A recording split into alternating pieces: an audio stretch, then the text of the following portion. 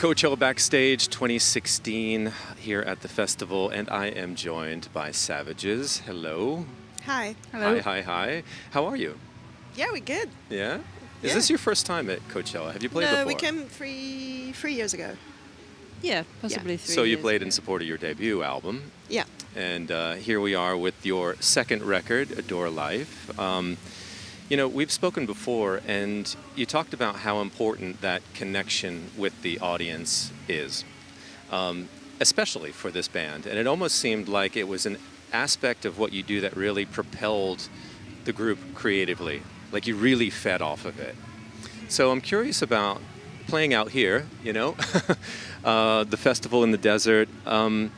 What do you expect? What do you look forward to? Do you think it'll be the same feeling as you get, say, in a New York nightclub or back in London?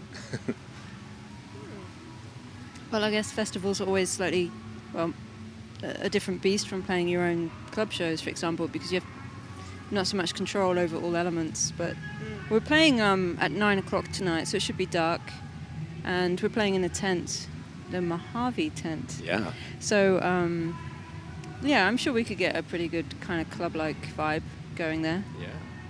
So tell us, from your debut, Silence Yourself, to the new album, Adore Life, how has art reflected where you are as a band and what you're kind of trying to say to the world? That's a huge question, I realize, but I guess just tell us the distinction between these two chapters of the band's life.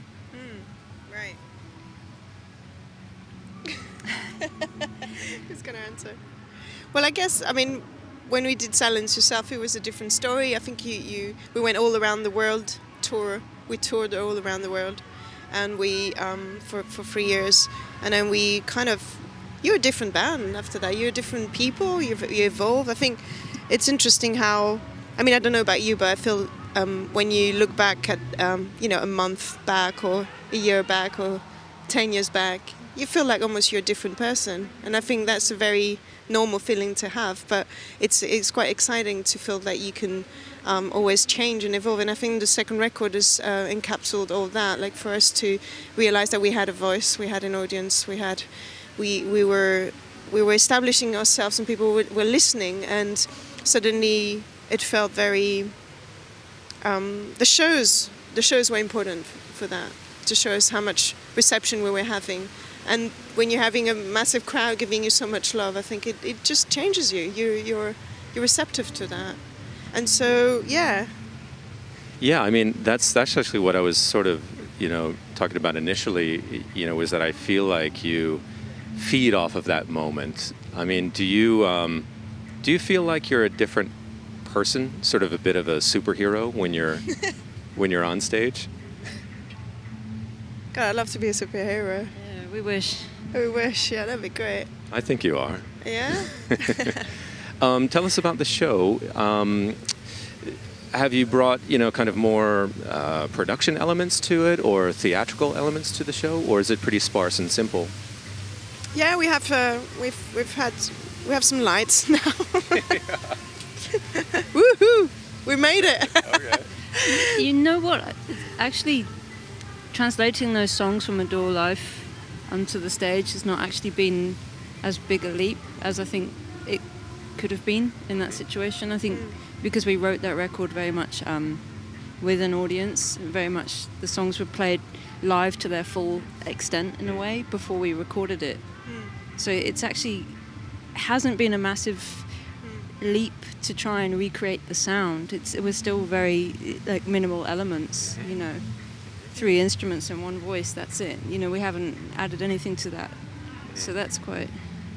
Are you doing similar things now, kind of writing ideas and trying new ideas in a live setting in situations like this? Yeah, we've always done that, actually. We've always introduced new elements to our live shows when we can, and things that are not necessarily on, none of the records, or it will be spoken words or improvisation parts, extending of parts of a song or things like that. So that's part of the show, yeah. Take us to the moment from your vantage point when you perform Adore. It's a dramatic performance, but especially the break, the pause, you know. What are you feeling at that moment? I mean, I'm just fascinated with being at the center of all of that kind of, that pregnant pause. Yeah, I mean, I have one memory particularly of, I think it changes every city. You know, some cities you have, it's more charged than others. I think for me, I remember playing it in Paris and my parents were in the room. And I know that sounds cheesy, but it was really emotional for me to say I Adore live with knowing they were in front of me. I think it touches on very personal things like that, when the things you really value in life sometimes can come just right in your face at that point. And of course you watch the audience and they have different reactions, and some people break into tears, some people are smiling like intensely. So it is, I always enjoy that moment, yeah. And that's the magic of music and what you do. Exactly, I think it triggers different things in people, and it makes us, it's emotional. Well, have a great show at thank Coachella. you. Thank you for taking the time to stop by backstage. Everybody, it's Savages at Coachella. Thank you very much. Thank you.